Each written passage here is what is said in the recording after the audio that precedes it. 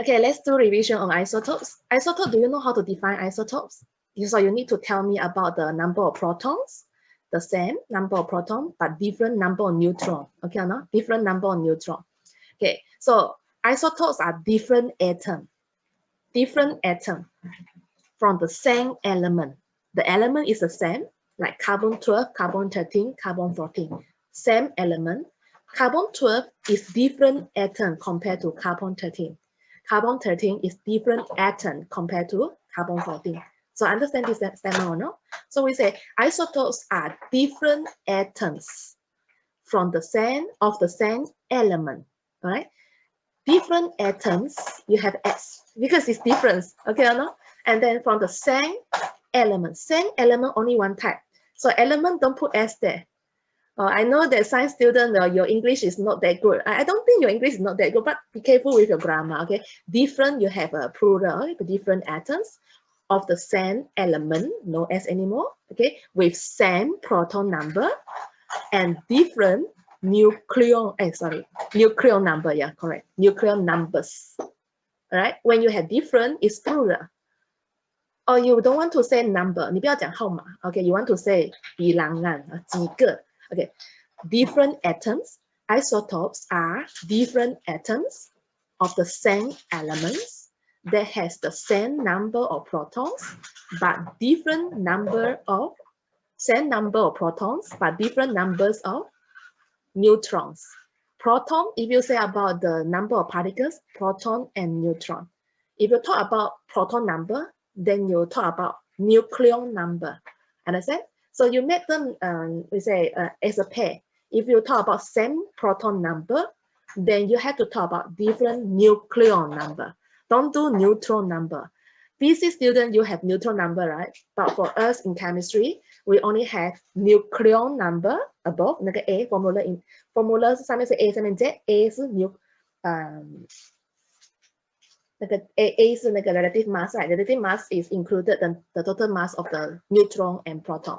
Okay, no? So nucleon number means whatever subparticles in the nucleus, that is proton and neutron, the total number of proton and neutrons in the nucleus of an atom, right? So these are the keyword, the small parts that you have to take into consideration. Understand? So then if you want to talk about number of protons, same number of protons, then you will have different number of electrons. This is this. Okay, make it as a pair. Okay, don't mess up. Don't say proton number then number of neutron. Okay, don't do like that. Understand? Yes, no response. Okay, never mind. So proton number actually is below it. Okay, I do another talk. So to write a formula, maybe somehow students always forgot about this thing. Okay, a formula, for example, my formula is in S. Okay, S formula. So S formula, A is above, A here. This is the nuclear number, and your Z is here, proton number put here. So for example, if I have a carbon 12, if I have carbon 12, then my carbon 12 is nuclear number, right? Different nuclear number. So nuclear number you put above 12 here. And then what is the proton number of carbon? Okay, number of proton determine types of elements, right? So you put here proton number 6. So if I have carbon 13, so how to do carbon 13? Carbon 13, you 13 put out here. All right, okay, my pen, I select wrong pen already. I think I select marker. Okay, so because it's carbon, definitely the proton number is 6. Do you know that the proton number determine types of elements? If I say proton number is 7, then you will look at the periodic table. 7 must be nitrogen. Don't have to tell me. But if I tell you that my nuclear number is 14, it is not necessarily nitrogen. It can be carbon 14. Do you understand what I mean here? Yes. Yes, 所以 nuclear number 只能跟你讲它的 nucleus 里面有几个 subparticles， 它可以是6个 proton， 8个 neutron， 它也可以是7个 proton， 7个 neutron。可是几个 proton 就代表是什么东西。The number of proton, or we say proton number, will tell you what type of element it is. So isotope is different atom with the same number of proton, different number of neutrons. Okay, different number of neutrons from the same element. So that's why if you have a hydrogen, like for this, hydrogen 1, hydrogen 2, hydrogen 3, 它们的名字叫 protium, deuterium 跟 tritium 啊，他们自己有自己的名字啊。那如果单单只是讲 hydrogen，那就是 H 而已咯。H stand for hydrogen. So if you don't want to be specific like this, you just say hydrogen 1， 就是 H okay sorry dash E okay H dash E hydrogen 1 or hydrogen dash 2， 可以吗？啊，这个是 isotope。但是如果你不这样讲的话，你就讲 protium, deuterium, tritium。这个是 revision. Sometimes I need to refresh you on this thing. So hydrogen 1 is protium, hydrogen 2 is deuterium, hydrogen 3 is tritium. Hydrogen is so special. Do you find out what is the specialty of the hydrogen? It is alone. It doesn't have any family, it doesn't have any group, and in your periodic table, it will be on top. It does not belong to group 1, but it has 1 valence electron. Okay or not? So hydrogen is so special that it is alone on top. It can be positive ion, it can be negative ion, and it can be neutral, and it can be a simple covalent molecule, and H2 hydrogen gas. So this is hydrogen. It is alone in the periodic table. So the first element in the periodic table is hydrogen. Hydrogen with 1 valence electron is not belong to group 1. Understand? So you have to take note on this. I think your SPM teacher already told you. Next slide. Okay, isotopes have same proton number, different number of neutrons, same number of electrons. Now isotopes are neutral. Isotopes are different atoms. Do you see the word atom? Atom means it is one of the particles. It's neutral. Atom is neutral. When only it gain electron, it lose electron, it becomes positively charged or negatively charged ions. Okay, when atoms are bound together by covalent bond, it becomes simple covalent molecule, or covalent bond in giant lattice, it becomes giant covalent structure. So isotope are atom. It is uncharged. So if it is uncharged with the same number of proton, then it will definitely have the same number of electron. Am I clear? Or am I talking too fast? No. Okay. Do you learn about mathematics that you deduce every segment, and then you find the general pattern below it, right? So in this kind of essay, you have to list down each and every particles of it, subparticles. Okay or not? So you say how many proton, neutron, electron, first sentence, and then followed by second sentence, B has how many proton, neutron, electron, C has how many proton, neutron, electron, and then you do a generalization. A, B, C are isotopes, the fourth keyword, isotopes, okay, which are different atoms with the same number of protons, you say, same number of protons, but different number of neutrons and same number of electrons. So you deduce like this, you can 5 marks already, okay? You state every one of it, analyze each and every one of it, and then you do a generalization and tells they are different atoms. So this is it. This is one of the questions. So when you look at this kind of question, it's easy, but it's not easy to score. The keyword is proton, neutron, electron. And then 一个一个都要讲出来了，一个一个讲出来了 do a generalization, bring out the definition. OK， 很多学生就忘记讲 electron， 所以他少了一个分数。他只是因为 definition 只有讲 proton 跟 neutron 嘛 ，OK， 这是正常的。但是如果说 deduce the fundamental particles， 就是说 fundamental particles 里面有3种。那你就三个都要讲出来，因为 isotope 是 atom， 所以 proton 如果是一样的 ，electron 就绝对是一样的，所以你要把它讲出来 ，understand？ And then 下一个就是 electron determine the chemical properties， 记得哦，不是 proton， 不是 neutron， proton neutron 在一起 determine the relative atomic mass， 可以吗 ？Relative atomic mass is actually an average relative atomic mass。是一个 average， 它并不是真正的一粒 atom 的 mass， 因为不懂为什么这么多 message 啊 ？OK， 所以我翻译一下，我讲到哪里了 ？OK， 再讲一次 ，proton 的 function 就是 tells you what type of element it is. If you have this number of proton, then you know what is it. OK， proton number 6就是 carbon， 7就是 nitrogen， 就是那个是什么东西 ？OK，neutron。Number of neutron inside the nucleus together with proton that tells me whether you have isotope or not. Okay, isotope or not. And then the combination, the sum of the mass of the proton and neutron, it becomes your relative isotopic mass. Relative isotopic mass 这是只是加 proton 跟 neutron 一个 round figure， 那是 relative isotopic mass. Okay， 那如果说你要 relative atomic mass， 你要拿 average average of the isotopes from the atom of the same element compared to the 112 or carbon 12. Okay 吗 ？So this is the average mass 啊，就是全部的 isotope 要把它加起来除下，才叫 relative atomic mass。所以 particles 一个就是等于1，就是一个 proton 就是1，一个 neutron 就是1，它不会有0.5。但是为什么 chlorine 是35.5？因为它是 average mass from the isotope chlorine 35 and chlorine 37。如果你要 further into details，OK， 你就讲 which relative abundance are 75% and 25% respectively， 就比较 detail 一点点解释啦。就其实你不用讲这么多，你就要讲 average mass between two isotopes, that is chlorine 35 and chlorine 37. Am I too fast? Understand, huh? Okay, I'm not going to tell us about too fast or not because we really want to fast, right? So that you can read again and then we shorten the time of revision. Okay, so electrons determine the types of chemical reactions. So valence electron will tell you which group it belongs to. 除了一个人 ，OK， 除了一个人就是 hydrogen with one valence electron not belong to group one 啊，这个要很小心哦，常常会在 objective 里面考 ，OK， 还是比赛的 quiz 里面考。Okay, 不是全部 one valence electron 都是 group one， 有一个人特别的就是 hydrogen。Okay, hydrogen alone in top of the periodic table.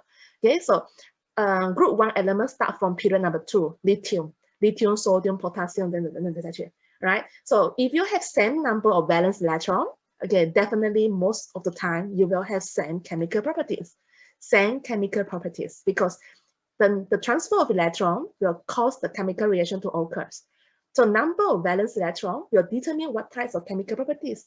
And then when you have the size, when going down the group, the quantum shells of the filled electron, the quantum shell that filled with electrons increase. Okay, quantum shells increase. The atomic size getting bigger. Then the reactivity of the chemical reaction will change. If you lose electron, when the size is bigger, you lose electron easily. So reactivity increase. Okay, if the atom is having a reaction that gain electron, when the size getting bigger, it's harder for it to gain electron because you have lower effective nuclear charge. Bigger size, what is the next keyword? Effective nuclear charge. So when the atomic size is bigger, effective nuclear charge is weaker, it's harder for it to attract electron. So reactivity of the elements that have the largest atomic size, okay, which is is electron negative, which is going to accept electron like group 17, going down the group, atomic size increase, the reactivity decreases. Am I too fast? Okay, I don't too fast. I really want to be fast. Do you understand it? Understand? Do you need to explain again? No. No, huh? Okay, we continue. Okay, physical properties will be determined by the size, of course. So when you have bigger size, the bonding can be weaker. Okay, but if you are simple covalent molecule, bigger molecule, because molecule is determined by intermolecular forces of attraction. It's not bonding, it's attractive forces. Attractive forces just like a magnet that attracts to one another. So if you have greater electron, when you're bigger size, so then you have more electron in the molecule. So we always say when the molecular size increase, as well as the total number of electron in the molecules, as well as means that if your molecule is bigger, of course, the number of electron inside is bigger, it is increased also because they are neutral. When I have increasing proton, I must have increasing electron. So when you have more electron inside, so when they have in that we say induced and then temporary dipole, induced dipole, the moment of attractive forces will become stronger. So in other words, if it is a bonding, such as covalent bond, ionic bond, or metallic bond, if it is a bonding, covalent bond, ionic bond, or metallic bond, these three bonding, when the atomic size or ionic size, when the size is bigger, okay, the bond strength is weaker.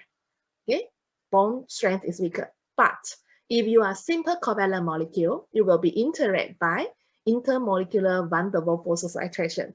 We ignore the hydrogen bond because hydrogen bond only occurs to NOF. Those who are the hydrogen bond to N, hydrogen bond to O, hydrogen and bond to F. It is mostly occur in period number 2 only.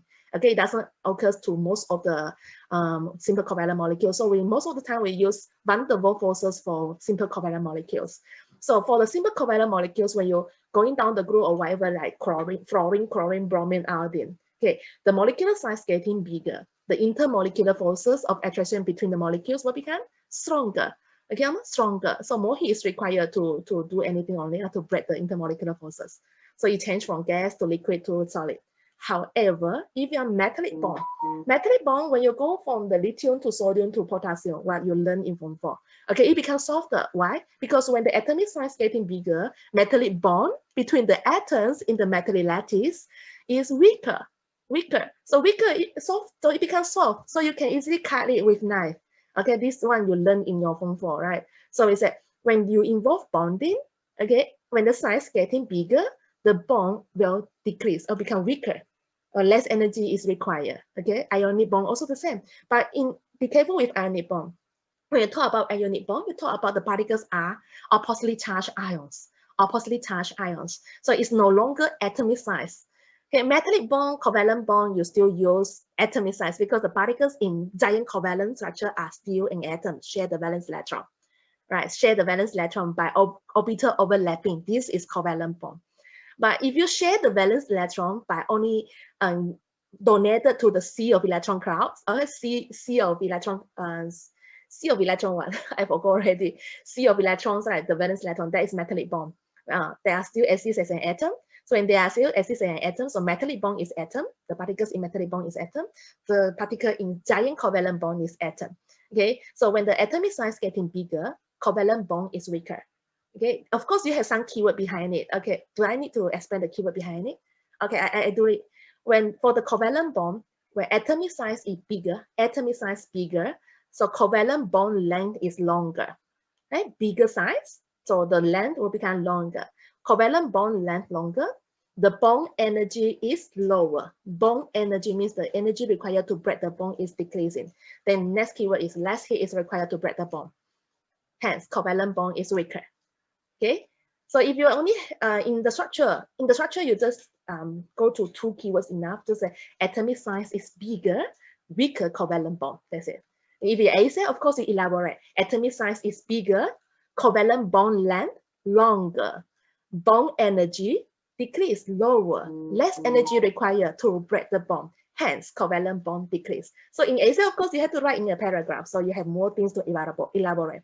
But in structure, you only write two, just atomic size getting bigger, covalent bond is weaker, hence less energy is required. Like that, that's it. So if you convert to metallic bond, you will just, it's the same because it's number of the atomic size. Atomic size is bigger for the same group, like group 1. I still use group 1 when they have only one valence electron to be donated in the sea of electrons, right? So we say we set the constant variable to 1 electron to be shared down the group of group 1, or down the group of group 2 when you set only constantly 2 electrons is shared. So when you have constantly 2 electrons is shared, like group 2, down group 2, atomic size is bigger. So what happened? The metallic bond length is longer. Same. Okay, just now it's covalent bond length, now it's metallic bond length is longer. Then we say the bond energy intermetallic bond is weaker or lower. Less energy is required. It is a weaker metallic bond.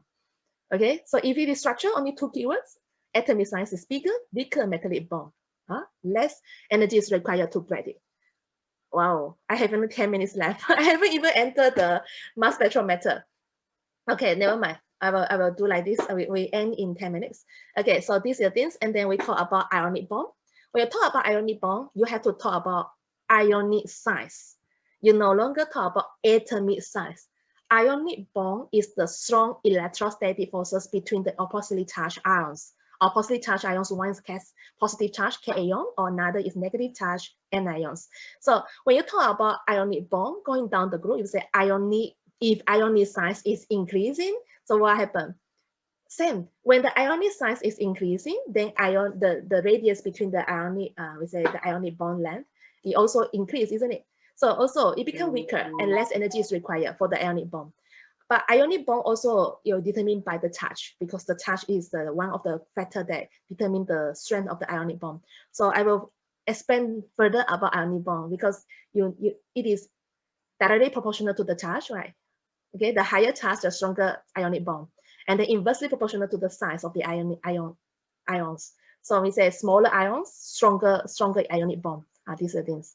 Okay, now. So if it's bonding, bigger size, no matter atomic size in metallic or atomic size in covalent, or ionic size in ionic, no matter covalent, metallic, or ionic. When they are bigger size of the particles inside, the bonding get weaker. Less energy is required, melting and boiling point decrease, right? Okay, then if it is a simple covalent molecule, it is different because it's initially weak. But when the molecular size is increased, the total number of electrons in the molecule increase. Then the intermolecular van der Waals forces increase. It becomes stronger. Then you have the conclusion. As a conclusion, more heat is required to overcome the stronger intermolecular forces. You change from gas in fluorine and chlorine, liquid in bromine, and iodine is already a solid state. Okay, not because it is bigger in size and it is a stronger intermolecular van der Waals forces. So more heat is required. Both melting and boiling point is higher than room temperature. Hence, iodine exists as solid state. Understand? Okay, I talked about bonding already, right? So we talk about here. Proton determine types of elements. Neutron determine the isotope, the presence of isotopes, and electron determine the chemical reactions. Okay, now chemical reactions. So we continue to the abundance. Now, how do you know there is an isotopes? Normally, when you study last time, old timers, okay, carbon is carbon. Well, we never think that carbon, there are 3 types of carbon inside. Isotope type 1, carbon 12, carbon 13, and carbon 14. How do you know you have 3 types of isotopes? How do you determine the type, how many isotopes and what are the isotopes inside? The things is mass spectrometer. You can use mass spectrometer. Mass spectrometer is an instrument. Now, if you say what method? Mass spectrometry.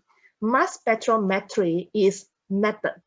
Okay, no? So you say how to determine isotope, how many isotope, what are the abundance of the isotope, or what are the isotopes? what are the isotopes? 就是 carbon 有什么 ？carbon 12, 13, 14. Abundance of the isotopes, or carbon 12 有99%, carbon 13有多少%, carbon 什么有多少%? Abundance. Okay, how many isotopes? Or carbon 有3个 isotopes, carbon 12, carbon 13, carbon 14. So only of the isotope you have 3 functions of the mass spectrometer. What are the isotopes? How many isotopes of the same element? And how is the abundance of the isotopes? 这3个了. Right? And then later on, you are going to derive the molecular shape. So you know the fragment of the molecule. So you know what kind of molecule it is. So when you talk about molecules, you talk about the molecular ions. Molecular ion is the last line that which has high abundance. So you know that that is your relative molecular mass. So when you talk about what are the isotopes, how many isotopes, abundance of isotope, you can determine relative atomic mass first. Right, you have the abundance, you have the number of isotopes, and then you have what are the isotopes, then you average it, you get relative atomic mass. So relative atomic mass, you also is one of the functions that from the mass spectrometer. And lastly, you determine what kind of the molecule it is. So our present student will know, we would prefer to say isomers. Isomers are the molecule with the same molecular formula but different structural formula. Same molecular formula but different structural formula. So mass spectrometer, it can measure the stereoisomer. We just stop at structural isomers. All right. So I think we stop here. I have how much time left? Yeah, 3 minutes left. So I will talk about the stable and unstable isotope. Remember the previous lesson. So why is this isotope exist in less abundant? For example, why is carbon 14 exist a little only? Why is carbon 12 exist as abundant? 为什么 carbon 12有98%, and then carbon 14却只有5%? Then 你要讲什么? Because it's radioactive. 拿不到分数. Because it's radioactive with short half-life. 它的 half-life 很短啊，你一定要讲 radioactive of course. 如果你讲它 short half-life， 我也不能给你分数。你肯定要讲它是 unstable isotope or it is a radioactive isotope， 你肯定要讲这个字，但是你必须 add on 一个字，就是 short half-life， 明白吗 ？OK， 就 SPM 的时候，我们讲radioactive or is unstable 都拿到分数。你 STPM 不一样 ，advanced level 你要讲为什么 unstable， 一定要还要一个条件。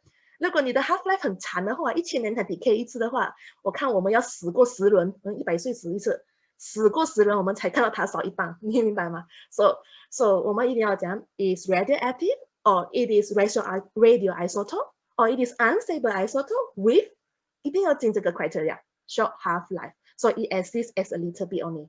Am I too fast? Understand? Okay, so isotope, radioactive isotope will decay. Why you decay? to establish a stable isotope. 它会一直 decay 变到 until the last one is the stable one.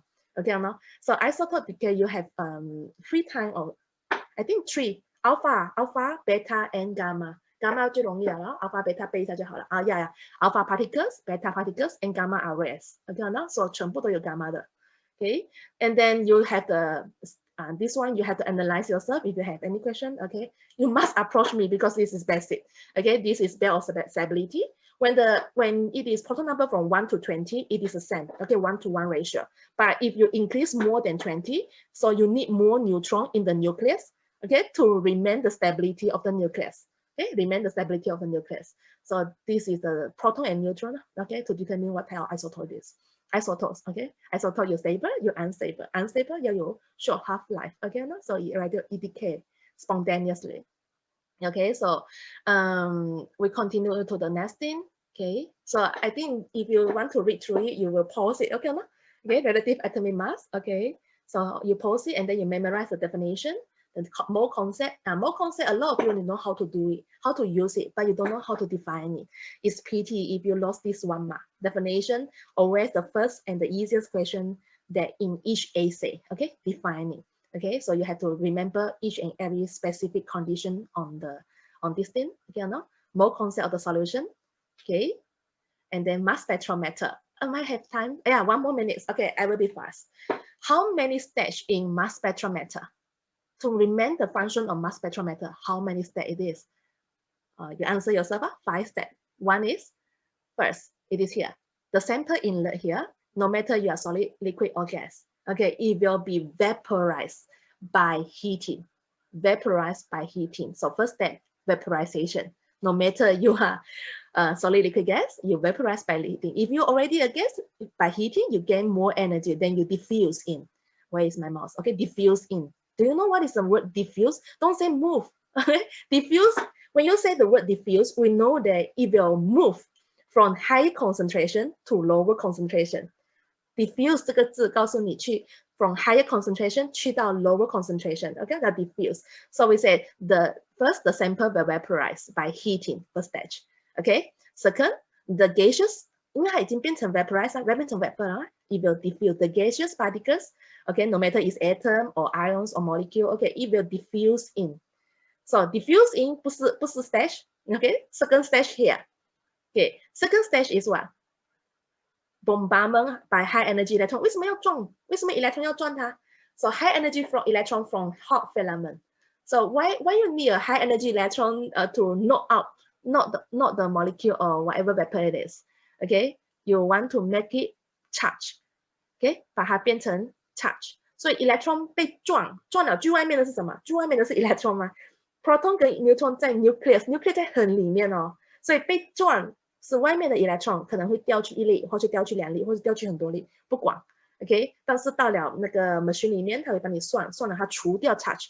这你掉1粒，你除2 ，OK， 所以除掉那个 charge， 所以我们就 assume every fragment are positive 1，因为你除 charge 嘛 ，mass to charge，mass divided by charge。